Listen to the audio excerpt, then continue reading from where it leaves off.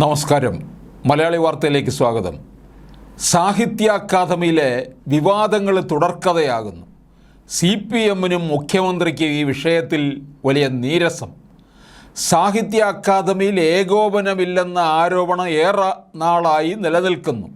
ഇത് ശരിവെക്കുന്നതായിരുന്നു പുതുതായി ഉണ്ടായ രണ്ട് വിവാദങ്ങളും. അക്കാദമിയുടെ കാര്യങ്ങളിൽ ഒറ്റ അഭിപ്രായമില്ലാത്തതും ഇതാദ്യത്തെ സംഭവമല്ല. സർക്കാർ പരസ്യം പുസ്തകത്തിൽ അടിച്ചു വച്ച സംഭവത്തിലും സെക്രട്ടറിയോ അധ്യക്ഷനും രണ്ട് തട്ടിലായിരുന്ന സംഭവം നടന്നിട്ടും അധിക നാളായിട്ടില്ല.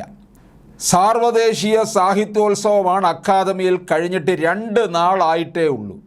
സാർവദേശീയ സാഹിത്യോത്സവം ആരംഭിക്കുന്നതിന് മുമ്പേ പരിപാടി പാർട്ടി പരിപാടിയാണെന്ന് ആരോപണമുണ്ടായിരുന്നു. CPM ഭരിക്കുമ്പോഴെല്ലാം എവിടെ സാഹിത്യ അക്കാദമി ആയാലും സംഗീത നാടക അക്കാദമി ആയാലും അവിടങ്ങളിലെല്ലാം തന്നെ പാർട്ടി പരിപാടികളായിരിക്കും. സർക്കാരിനെ അനുകൂലിക്കുന്നവരെ മാത്രമേ പരിപാടിക്ക് ക്ഷണിച്ചിട്ടുള്ളൂ എന്ന വിമർശനം നിലനിന്നിരുന്നു. പരിപാടിക്കെത്തിയ ബാലേന്ദ്രൻ ചുള്ളിക്കാടിന് മാന്യമായ പ്രതിഫലം കൊടുത്തില്ല. അങ്ങനെ അതൊരു വിവാദം. ഈ സാർവദേശീയ സാഹിത്യോത്സവത്തിൻ്റെ ശോഭ തന്നെ കെടുത്തി. ചുള്ളിക്കാടിനെ ക്ഷണിച്ചു വരുത്തി യാത്രക്കൂലി മുഴുവൻ കൊടുക്കാതെ മടക്കി അയച്ചത് പിന്നീടാണ് താൻ അറിഞ്ഞതെന്നായിരുന്നു അധ്യക്ഷൻ പറഞ്ഞത്. ചുള്ളിക്കാടിനെ അനുകൂലിച്ച് എതിർത്ത് നിരവധി പേർ രംഗത്ത് വന്നു. ഇതോടെ തൻ്റെ നിലപാട് അക്കാദമിക്കെതിരെയല്ലെന്നും സച്ചിദാനന്ദ മഹാകവികൾ പറയുകയുണ്ടായി. എന്തായാലും ചുള്ളിക്കാട് കൊളുത്തിയ തീ കെട്ടടങ്ങും മുമ്പെയാണ് ശ്രീകുമാരൻ തമ്പി രംഗത്ത് വരുന്നത്. ശ്രീകുമാരൻ തമ്പിയുടെ പാട്ടിൽ ക്ലീഷേ പ്രയോഗമാണ് ഉണ്ടായിരുന്നത് എന്ന് നമ്മുടെ മഹാകവി സച്ചിദാനന്ദൻ പ്രതികരണം. ആ പ്രതികരണത്തോടെ രൂക്ഷമായിട്ടാണ് ശ്രീകുമാരൻ തമ്പിയും പ്രതികരിച്ചത്. ഹിന്ദു സംഘടനയുടെ അവാർഡ് വാങ്ങിയതാണ് തൻ്റെ പാട്ട് തള്ളാൻ കാരണമെന്നാണ് ശ്രീകുമാരൻ തമ്പിയുടെ ആരോപണം. ഇത് വളരെ പെട്ടെന്ന് ചർച്ചയായ അക്കാദമി നിയോഗിച്ച കമ്മിറ്റിയാണ് അന്തിമ തീരുമാനം എടുക്കേണ്ടതെന്നും പാട്ടിൻ്റെ കാര്യത്തിൽ ഇതുവരെ തീരുമാനമായിട്ടില്ലെന്നുമാണ് മഹാകവി സച്ചിദാനന്ദൻ്റെ പ്രതികരണം. അദ്ദേഹത്തോടെ ചില മാറ്റങ്ങൾ വരുത്താൻ ആവശ്യപ്പെട്ടിരുന്നു. ശ്രീകുമാരൻ തമ്പിൽ പാട്ടിൽ മാറ്റം വരുത്തിയില്ല.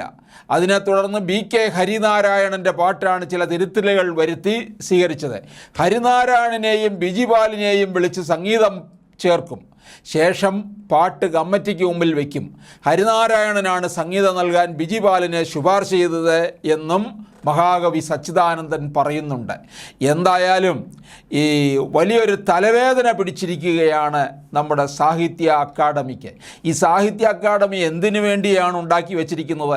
കുറേ പുങ്കവന്മാർക്ക് AKG സെൻറ്ററിൽ നിന്ന് ഇട്ടുകൊടുക്കുന്ന ഉച്ഛിഷ്ടം കഴിച്ചു വാലാട്ടി നടക്കുന്ന കുറേ സാംസ്കാരിക നായ്ക്കൾക്ക് വേണ്ടിയിട്ടാണ് ഈ സാഹിത്യ അക്കാദമി എന്ന് പറയുന്ന സാധനം ഉണ്ടാക്കി വെച്ചിരിക്കുന്നത്.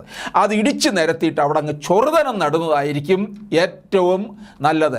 അല്ലാതെ ഈ എഴുത്തുകാരെ ഇങ്ങനെ തീറ്റിപ്പോറ്റി അമ്പലക്കാളകളെ പോലെ വളർത്തേണ്ട യാതൊരു കാര്യവുമില്ല.